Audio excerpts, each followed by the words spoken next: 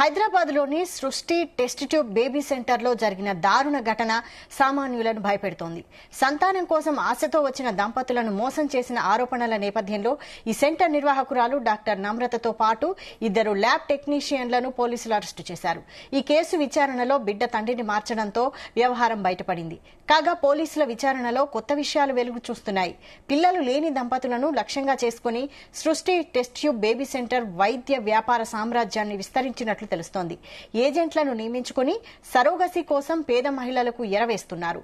డబ్బు ఆశ చూపి ఐవీఎఫ్ విధానం ద్వారా గర్భధారణ చేయించి పసికందులను విక్రయించిన చరిత్ర యూనివర్సల్ సృష్టి సెంటర్ది అని వైద్య వర్గాలు చెబుతున్నాయి.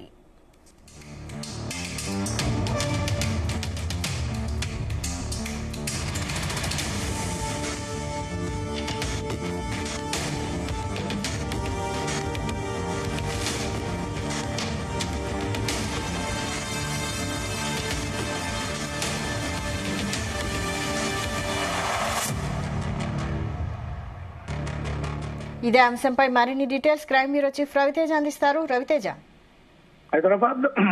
హైదరాబాద్ గోపాలపురం పోలీస్ స్టేషన్ పరిధిలోని Srushti test tube baby centre లో ఒక దారుణ ఘటన వెలుగులోకి వచ్చింది. సంతానం కోసం ఆశతో వచ్చినటువంటి దంపతులను మోసం చేసినటువంటి ఆరోపణల నేపథ్యంలో ఈ సృష్టి టెస్ట్ ట్యూబ్ సెంటర్ నిర్వాహకులు డాక్టర్ నమ్రతతో పాటు 2 టెక్నీషియన్లను గోపాలపురం పోలీసులు అరెస్ట్ చేయడం జరిగింది. ఈ ఘటన వెలుగులోకి వచ్చిన తర్వాత నిన్న నుంచి ఇప్పటి వరకు కూడా పోలీసులు, రెవెన్యూ అధికారులు, వైద్య శాఖ అధికారులు సంయుక్తంగా ఈ సృష్టి టెస్ట్ ట్యూబ్ బేబీ సెంటర్ లో ఇంకా తనిఖీలు కొనసాగిస్తున్నారు. సంతానం కోసం వచ్చినటువంటి ఓ మహిళను తన భర్త వీర్య కణాలను ఉపయోగించి ఐవీఎఫ్ ప్రక్రియ ద్వారా సంతానం కలిగించాలని కోరగా సెంటర్ నిర్వాహకులు, సెంటర్ కి డాక్టర్ అయినటువంటి డాక్టర్ నమ్రత, మరో 2 టెక్నీషియన్లు కలిసి మరో వ్యక్తి వీర్య కణాలను ఉపయోగించి సంతానం కలిగేలా చేశారన్న ఆరోపణలు రావడము, ఈ ప్రక్రియలో జన్మించినటువంటి శిశువుకి క్యాన్సర్ సోకినట్లు నిర్ధారణ కావడంతో దంపతులకు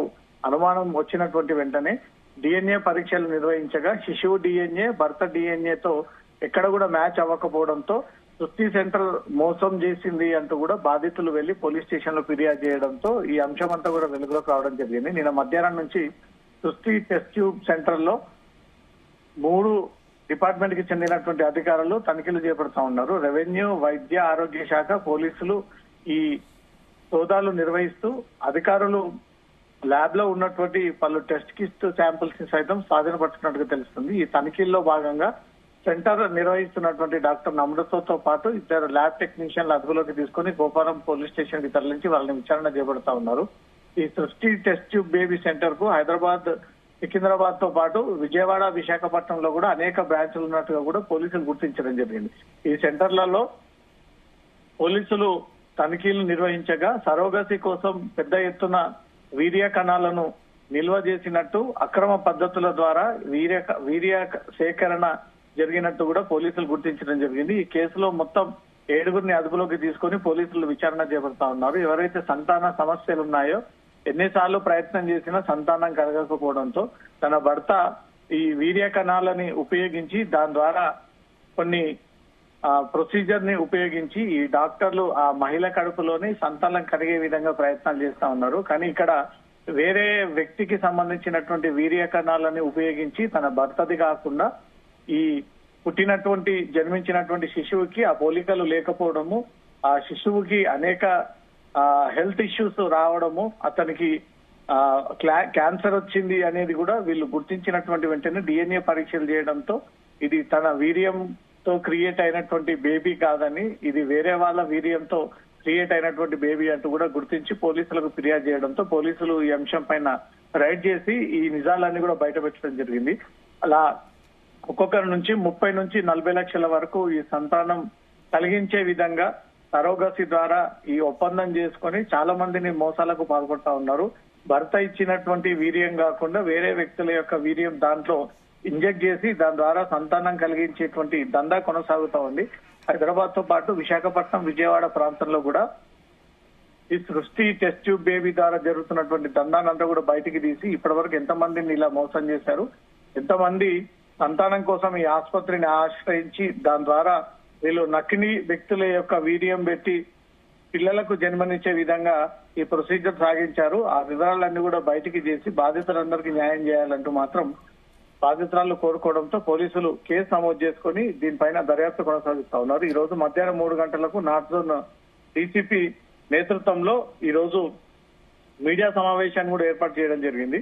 ఇప్పటికీ బాధితురాలు ఇచ్చినటువంటి ఫిర్యాదు పైన గోపాలపురం పోలీసులు 61, 316, 318, 335, 336, 340 BNS చట్టం కింద డాక్టర్ పాచిపల్లి నమ్రత, మరో ఇద్దరు టెక్నీషియన్స్ ఈ కేసులో నిందితులు అంటూ కూడా వారిపైన ఎఫ్ఐఆర్ నమోదు చేయడం జరిగింది. ఈ కేసుకు సంబంధించినటువంటి వివరాలు ఈ రోజు నార్త్ జోన్ డీసీపీ నేతృత్వంలో ఇప్పటివరకు ఎంతమంది సరోగసి ద్వారా ఈ వీర్యం అంశానికి సంబంధించి నకిలీ వీర్యం కలెక్ట్ చేసి దాని డబ్బులు సేకరించి ఈ సంతానం కలిగించినటువంటి వాటన్నిటిపై కూడా మరి కాసేపట్లో పోలీసుల వివరాలన్నీ కూడా మీడియా ముందు ప్రొడ్యూస్ చేయనున్నారు. వైశాలి, అయితే ఈ రాజస్థాన్ దంపతులే కాకుండా ఇంకా ఎవరైనా బయటకు వచ్చారా?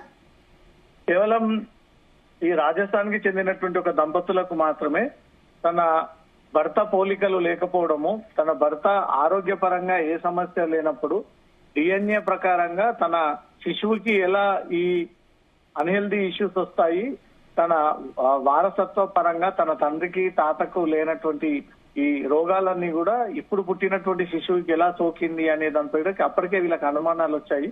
తన తండ్రి నుంచి తీసుకున్నటువంటి డిఎన్ఏ, జన్మించినటువంటి శిశువు ఇద్దరు డిఎన్ఏలను బయటికి తీసి టెస్ట్ చేయగా ఇద్దరికి డిఎన్ఏ మ్యాచ్ అవ్వకపోవడంతో అక్కడ బేబీ సృష్టి ఫర్టిలిటీ సెంటర్ లోనే తన వీర్యం కాకుండా ఇతరుల వీర్యాన్ని ఇంజెక్ట్ చేసి దాని ద్వారా శిశువుని జన్మించే ప్రయత్నం చేశారంటూ కూడా పోలీసుల ఎంక్వైరీలో తేలింది. కాబట్టి ఇలా ఎంతమంది దగ్గర కోట్లాది రూపాయలుగా వీళ్ళు డబ్బులు కాజేసి ఎంతమందికి అన్యాయం చేసి వేరే వ్యక్తుల యొక్క వీర్యం తీసుకొచ్చి దీంట్లో పెట్టి దాని ద్వారా పిల్లలని జన్మించేటువంటి ప్రొసీజర్ చేశారనే దానిపై కూడా ఆ లెక్కలన్నీ కూడా వెలుగులోకి తీస్తా ఉన్నారు. ఇప్పటికీ అనేక చోట్ల పోలీసులు తనిఖీలు చేసినప్పుడు ఇంకా నిల్వ ఉంచినటువంటి వీర్యం చాలా పట్టుబడింది అంటూ కూడా పోలీసుల వివరాలను కూడా సేకరించారు. ఇది నిజంగానే తన భార్యలు శిశువులు జననం కోసం ఉపయోగించేటువంటి వీర్యమేనా, లేదా ఏదైనా దందాలో భాగంగా వాళ్ళకి ఏదైనా కమిషన్ ఇచ్చి వారి నుండి ఈ వీర్యం తీసుకొచ్చి దాంట్లో స్టోరేజ్ చేసి భర్త నుంచి కేవలం తూతూ మంత్రంగా తీసుకొని దాన్ని పక్కన పడేసి దీని ద్వారా వీళ్ళు ఇంజెక్ట్ చేస్తా ఉన్నారు అనే దానిపై ఈ కోణంలో పోలీసులు ఎంక్వైరీ చేసి ఆ వివరాలన్నీ కూడా మరి కాసేపట్లో బయటికి విడుదల చేయనున్నారు. Right, thank you Raviteja.